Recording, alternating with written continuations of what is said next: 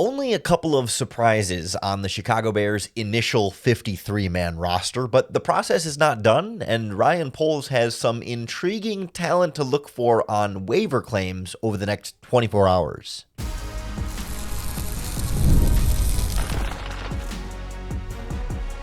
You are Locked On Bears, your daily Chicago Bears podcast. Part of the Locked On Podcast Network, your team every day. This is Locked On Bears, and I'm your host, Lauren Cox.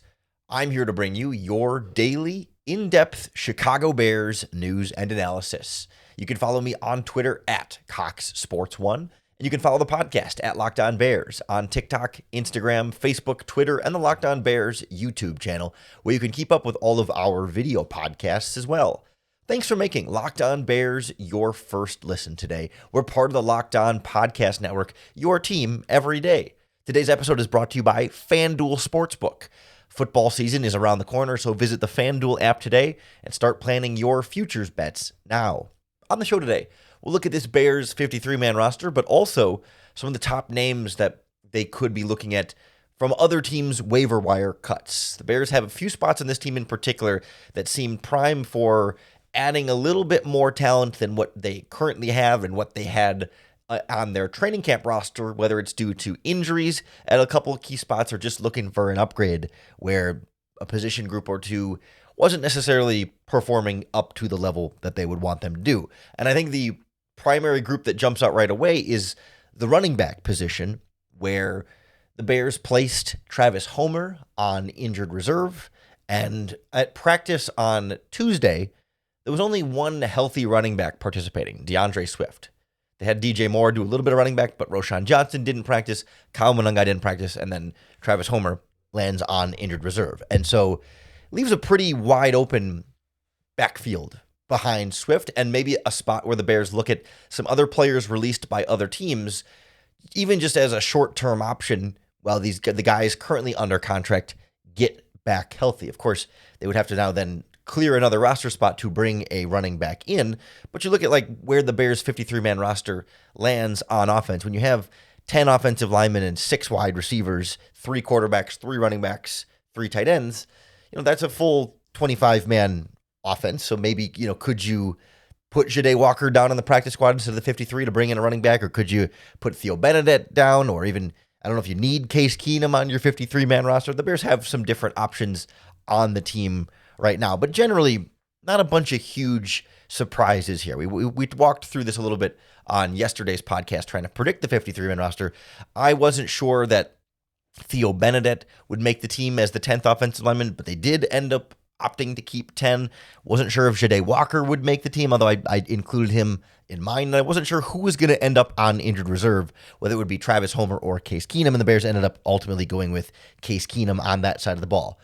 But if they want to go out and add a running back, certainly some fantasy football familiar names released on Tuesday as every other team made roster cutdowns. I think the most intriguing young player name that's not necessarily the most proven production in the NFL, but just somebody that I think is going to get a lot of attention is now former Denver Broncos running back Audric Estime, whose name I still struggle with pronouncing properly, but he was the Notre Dame running back for all of you local Notre Dame fans. He was their 5th round pick last year, flashed a little bit, 300 yards rushing, but somebody who I think a lot of people really liked coming out of the draft. And Denver this year, they drafted RJ Harvey in the 2nd round. They signed J.K. Dobbins as a free agent. So Estime was kind of the odd man out in that backfield. And that's somebody who, if you brought in Chicago, it's not even just like a short-term thing, but someone who you feel like still has a lot of potential that could be tapped into and be a long-term developmental piece in this Bears backfield. But some other names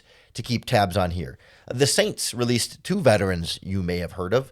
First, Cam Akers, who was a running back for the Los Angeles Rams for a few seasons, had over 750 yards one of those years, got traded to the Vikings, and then went to the Texans, and then back to the Vikings, and he was with the Saints during this preseason, but they had a big logjam at running back, so they let Cam Akers go. He's certainly been a proven quality rusher in the NFL, as well as former Kansas City Chiefs first-round pick Clyde Edwards-Helaire was with the Saints last season and this preseason. Obviously, he never really panned out as a first-round pick, but he's been an 800 and 500-yard rusher in back-to-back seasons. Injuries were a part of that. But if you're looking for somebody to come in this backfield that you feel like you can trust to step in on day one and has been productive more recently than someone like Royce Freeman, who the Bears had brought in but was only here for about a week before they cut him, either Akers or Edwards-Helaire would certainly fit the bill. They both have dealt with injuries along the way. That is part of why they, I think, haven't been able to stick as long as they'd like in the pros here. Or how about from the 49ers, Jeff Wilson, who had been a Niner for a while, then spent the last couple of seasons with the Dolphins before coming back to the 49ers this offseason. Again, these aren't 1,000-yard, lead workhorse running backs, but like good speed playmakers out of the backfield who have been successful in outside zone type of schemes. It's not the same exact scheme that Ben Johnson runs, but it's in a similar family of how they're going to run the ball, what they're going to ask of their running backs to do. So it's a pretty quick plug and play. I'll also throw in briefly here a couple of names. One is Frank Gore Jr. of the Buffalo Bills, undrafted free agent, son of Hall of Famer Frank Gore. Had a really good preseason, but probably not somebody the Bears are going to just go out of their way to throw on the 53-man roster, but a name to keep an eye on. And then an old friend alert. How about the Indianapolis Colts releasing running back Khalil Herbert? Of course, the Bears traded to the Cincinnati Bengals last season, but we all liked Khalil Herbert, and the Bears had a kind of a glut of backfield players that made Herbert a little bit more expendable, but you know what you're getting with Khalil Herbert. It's not going to be a lead back, but like someone who can be an effective player for you. It wouldn't stun me at all if they took the opportunity to bring him back.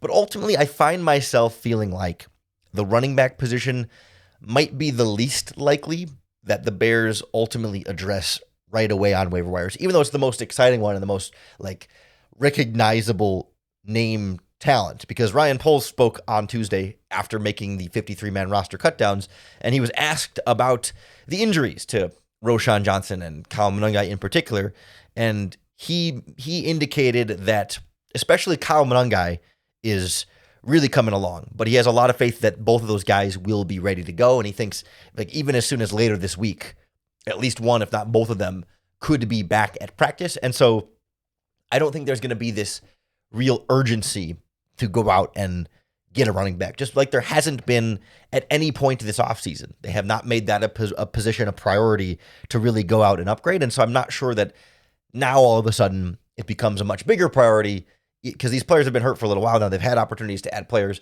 maybe not this caliber of player, but I just think if they were really worried about, Monangai and Roschon missing significant time, they wouldn't have released Royce Freeman, Britton Brown, and Ian Wheeler. There were like 7 running backs on this depth chart. They got rid of 3 of them. I would think if they were really worried about having extra bodies there, they might keep the guys that they had around in the building and feel like, oh, these guys are, at least one of them, like Britton Brown, was kind of the last one to go and one who ran the most this preseason, just as like a end of the bench body to have some more depth there. But their lack of reaction at that position suggests that I'm not so sure another big move is going to happen at that spot. Now, I don't know that that's necessarily the case let's combine cornerback and safety. The defensive backfield is a spot where I think we could still see a Bears move, even though the injury prognosis seems to be positive. I just get the impression that's a spot that they might want to make an addition there. So we'll check in on where things stand with Jalen Johnson and what some of the names are going to be out there that the Bears should strongly consider bringing in to bolster this injured back end next on Locked On Bears. This episode of Locked On Bears is brought to you by our friends at Yahoo Fantasy. The NFL season is right around the corner, and you can feel the buzz. Fantasy football season is here, so everyone's researching, drafting, and building their championship squads. And if you haven't joined a league yet, now's the time. And it's all happening on Yahoo Fantasy. I play fantasy football on Yahoo Fantasy, and you should too, whether you're a first-timer or a veteran creating your 1,000th league. And with the season kicking off on September 4th, now is the time to start playing Yahoo Fantasy Football, which offers so many fun ways to compete. If you want more ways to play, you can try the brand new Yahoo Fantasy Guillotine League mode, where each week the lowest scoring team gets eliminated until one team is left standing. If you want to play instantly with friends, you can try their new Draft with Friends mode, where you just jump right in. Or if you prefer the classics, get your crew together and go head-to-head in a private league. If you don't have a crew, not a problem. You can join a public league as well. That's really the easiest way to play. So the NFL season kicks off September 4th. Don't wait. Start your league now and draft at yahoofantasy.com/lockedonnfl. That's yahoofantasy.com/lockedonnfl. Just like the running back position is banged up and could be a landing spot for waiver wire or other veteran additions, the defensive backfield really stands out that way for me as well. We know Jalen Johnson just got activated off the non-football injury list, but they're not sure if he's going to be ready for week one. Kyler Gordon has been dealing with injury. Josh Blackwell, one of the backup cornerbacks, has missed the last handful of weeks with injury. They're a little bit banged up at corner, and I think a little bit undermanned at safety. And there's some good players out there at both spots that I think would be worth at least checking in on and seeing if they might be the right fit for what Dennis Allen wants on this defense. Because, first of all, we talked about it on yesterday's podcast. When Dennis Allen was head coach of the New Orleans Saints, he almost always carried at least 5 safeties on the 53-man roster. As it stands right now, the Bears have 4. The 4 we expected, Kevin Byard, Jaquan Brisker, Elijah Hicks, Jonathan Owens, but only 4 true safeties, and he's always preferred a little bit more depth at that position because he's regularly used 3 safeties on defense in different packages on the field. Now, for the Bears, Kyler Gordon might play that third safety role, and so that's why he keeps Josh Blackwell and Nick McLeod as kind of extra backup slot cornerback players, and Ryan Poles indicated that they think Nick McLeod can play both the slot and the outside and kind of have some versatility there for them. So I could understand where maybe the urgency doesn't feel as major as the running back position, but I just wonder if the talent that's out there could be an upgrade over Nick McLeod or over other guys, even Jonathan Owens at safety, but just getting another safety for the special teams and defense ability over another guy who might also play, special teams at a different position. Because when you look at the group of defensive backs, there's some real names to like here. The Miami Dolphins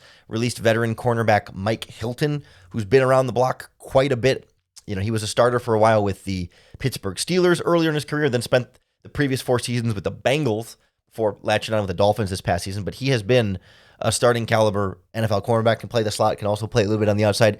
He's had an interception in every single season of his career, which is impressive so far in his 8-year career. If you just want a solid veteran to bring in and say, hey, we might need to play this guy week 1, I think Mike Hilton absolutely fits the bill there. The question is the Dolphins have a pretty weak cornerback room as is and chose not to keep him.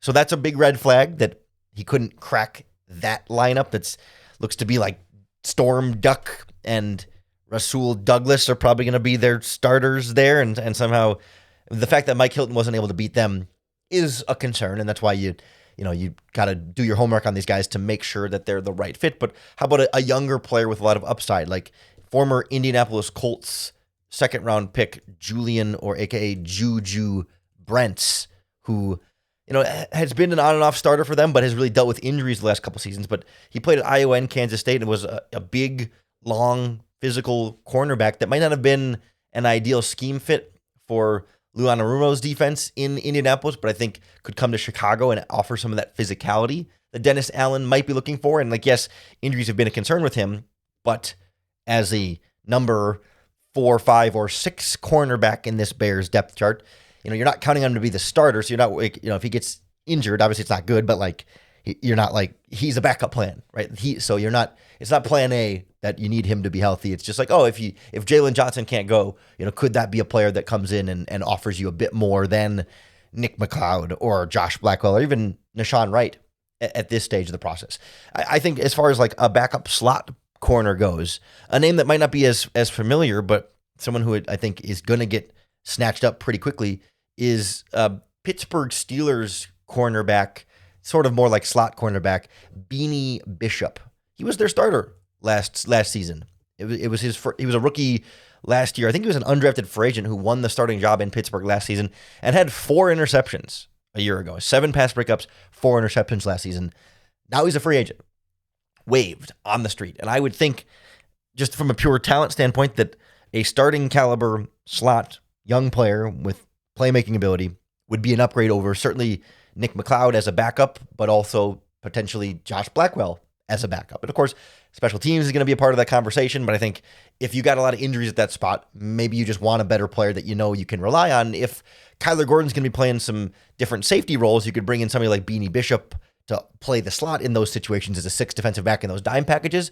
And I think that kind of player and that caliber of player would be a good fit for what Dennis Allen likes to do with his defensive backs. A couple other outside cornerbacks to throw out there. Former Alabama 4th-round pick Jalen Armour Davis from the Ravens, I think, would be a good fit for Dennis Allen. And then Green Bay Packers cornerback Corey Ballentine was cut by them. He's a good special teams player with some size as well on the outside if you want. I mean, he's not like humongous, but he's not a little cornerback either. He's more like stout, not as long, but strong, dense type of cornerback there. I think both of those could be Terrell Smith kind of replacements as not a guy that you necessarily want to have to count on as a week 1 starter, but just feel like, okay, they've been around the block a little bit. They've got some real talent that you feel like is an upgrade over what you already have.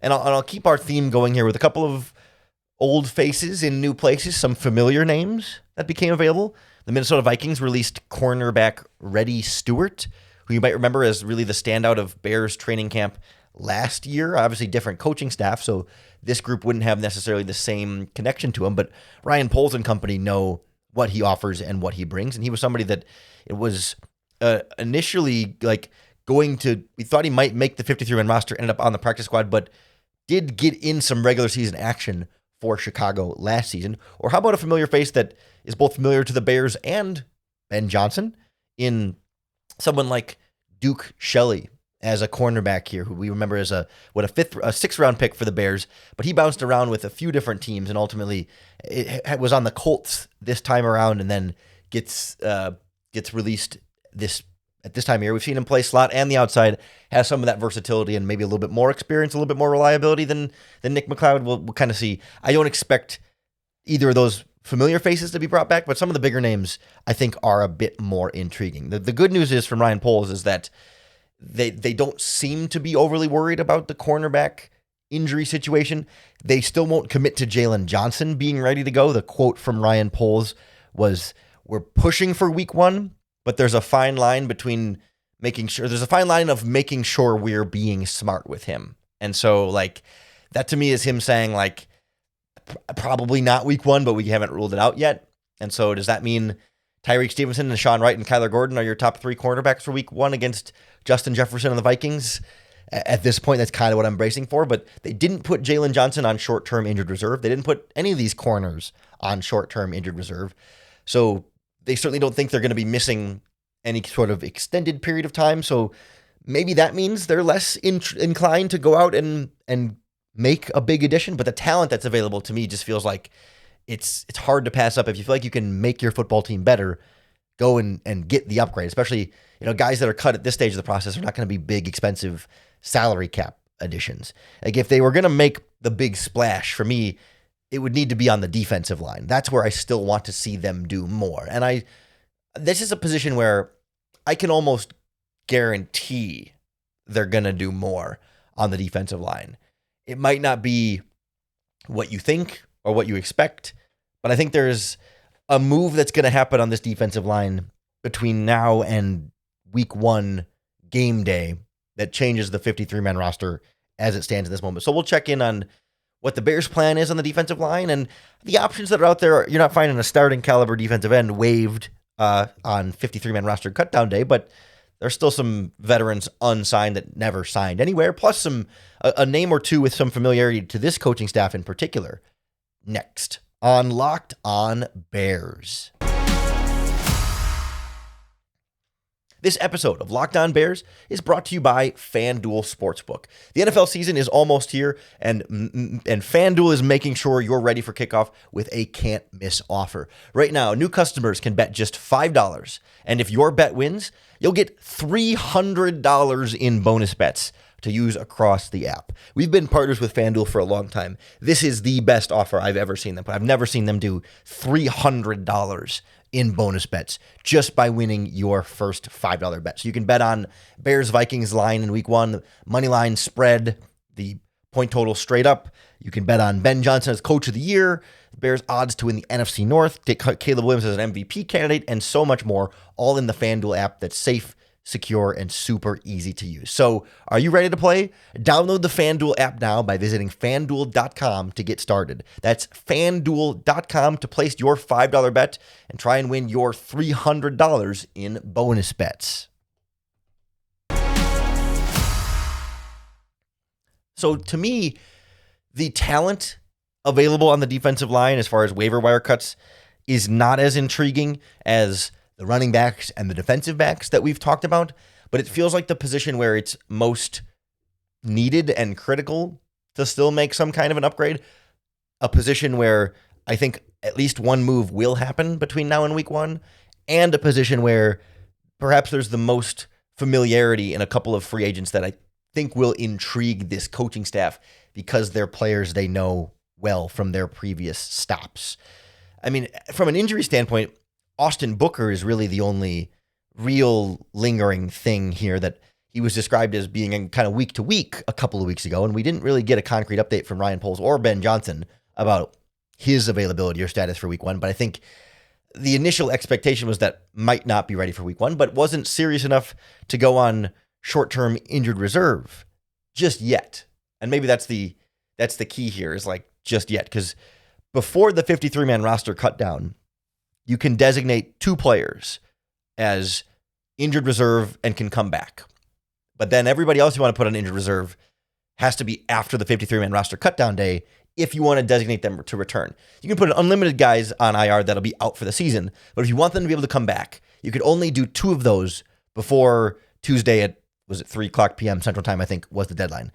But now it's like 24 hours after that cut down goes through, you could put additional players on injured reserve and designate them to return. And I can't help but wonder if perhaps Austin Booker could still get that designation, because they used their 2 on Eamon Onbagbamiga, the linebacker, and then Travis Homer, the running back.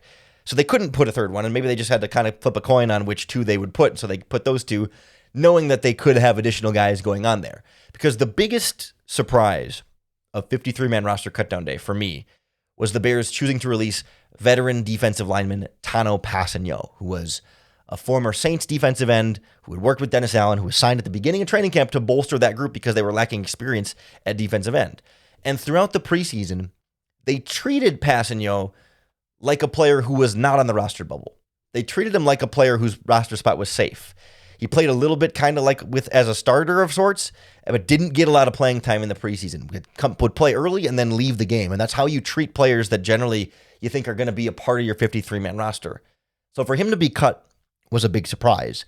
But we're already getting indications that he'll be back and active on game days at some point this upcoming season. And so that means they would have to find some kind of roster spot for Tano Passanio. And I don't think it would just be like they cut Daniel Hardy or they cut Dominic Robinson and put Passanio back on the 53-man roster, because why wouldn't you have just made that cut initially in the first place? Like Booker going on to injured reserve would make the most sense as a short-term roster spot to free up there, and then you can kind of figure it out after 4 weeks. Because other than that, I'm not sure where else that move comes from, unless it's just sort of like, there are certain players you can promote them from the practice squad a time or 2 before you have to give them an actual 53-man roster spot. So maybe they do that for a week or 2 as they kind of figure things out. But it didn't perfectly make sense right away without the context of whatever moves are going to come next, that they moved on from Passanio. They still kept 5 defensive ends, 5 defensive tackles to make it a 10-man defensive line at this point. I'm not sure they're going to jump up to make it 11, but I think a short-term IR stay for Booker could make some sense there. Also could be that the Bears are looking at some of the other free agents that are becoming available on the defensive line and saying, hey, maybe we might want them better over Tano Passanio. And so, move on from him and bring in one of these guys, and maybe they'd be an even upgrade over some of the guys the Bears still have on the roster. Like, the big name to keep an eye on here is the New Orleans Saints releasing defensive lineman Isaiah Foskey. Or maybe Foskey, but he was Dennis Allen's second-round pick in 2023. 2 seasons with the Saints, and he's gone as a second-round pick. If that was Ryan Poles, everybody would be killing him for it. But nonetheless, and the big, red flag here is, you drafted a pass-rushing defensive end. He's a good run defender, too, but, you drafted a defensive end, 40th overall, and he had 0 sacks in 2 seasons. In 27 games, he failed to sack the quarterback. Obviously, Foskey has not been a nearly good enough defensive lineman and was probably released for good reason. But if Dennis Allen really liked him enough to draft him in the second round, maybe Dennis Allen wouldn't be so quick to give up on him. And maybe Dennis Allen looks at his defensive line and says, we don't got much proven talent here either, and I can get more out of Foskey than what the Saints were getting out of him, this year and last year after Dennis Allen was fired, that I still believe I can squeeze more out of him. He's a second round talent for a reason. Another Notre Dame guy, the running theme of the day. And so I just wouldn't rule out the possibility that they choose him as a developmental defensive end over Dominique Robinson or over Daniel Hardy. I mean, I'm not ready to call it because special teams are a big factor for Dom Rob and Hardy in particular, but I still think that's one of the bigger names to match sort of the bigger surprise of Passanio being taken off the roster. And then another name with some coaching staff familiarity. What team was he on? The Cleveland Browns released defensive end Julian Okwara, who was a third-round pick by Ben Johnson's Detroit Lions back in 2020. It was a little bit more of like an outside linebacker type of edge rusher, but could certainly bulk up a little bit and play a 4-3 defense. And he had 5 sacks in 2021. He was kind of a hybrid linebacker edge rusher for them, and the Bears have done some of that with Daniel Hardy. So he could fit that type of role. And not that Ben Johnson coached him directly, offensive coordinator and a defensive player, but he would be very familiar with how he fits in a locker room culture, how hard he practices, how hard he works out in the weight room, how attentive he is in meetings, how smart he is. You'd kind of cut out all those unknowns that you might get with a totally brand new veteran free agent off the street that you think is talented based on the tape, but you just haven't had a chance to actually have them in your building to see what they might be able to do for your roster in particular. Another highly drafted, we'll call it an NFL draft bust for sure, that became available that might have that kind of talent that you want to take a flyer on. The Washington Commanders released Clelin Ferrell, the former first-round pick, 4th overall pick by the Oakland Raiders back in 2019, was viewed as a massive reach at the time, so it wasn't a surprise when he flamed out after 4 seasons. Spent a year as a starter with the 49ers, then started a bunch of games for the Commanders last season, couldn't make the 53-man roster this year.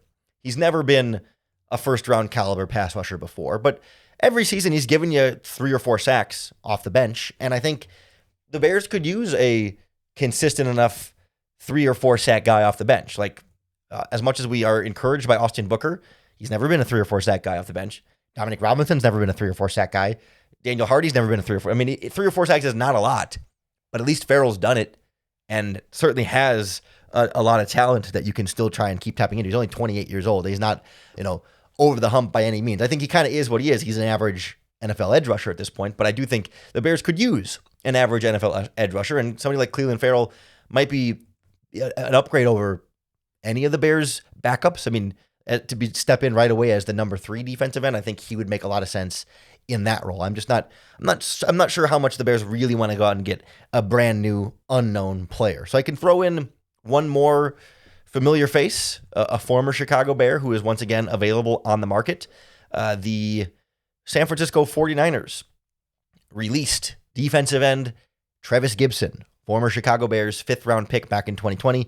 You may recall he had 7 sacks back in 2021, but after the Bears released him, he bounced around to the Tennessee Titans, the Seattle Seahawks. I want to say there was some Jacksonville Jaguars time in there as well. He certainly hasn't been super productive anywhere, but a guy who's built some more experience, who's got some of that size. He's 6'4", 265 that I think could fit what Dennis Allen likes from his defensive ends, and I think can still be an upgrade over Dominic Robinson and Daniel Hardy. At the end of the day, the Bears are scraping the bottom of the barrel a little bit with their edge rusher depth. I'm not confident enough in the talent in this pass rush group, and I would like to see them go out and add somebody. At the very minimum, I think we'll see Tano Passanio play regular season games for the Bears this season, despite not making the 53-man roster, and that's going to change the roster somehow a little bit between now and game day. So if the Bears make any moves like this, you can be sure we'll break it down for you right here on the Locked On Bears podcast. So make sure you hit that subscribe button on YouTube or wherever you listen to podcasts, because that's going to be the best way to keep up with all of our daily, in-depth Chicago Bears news and analysis.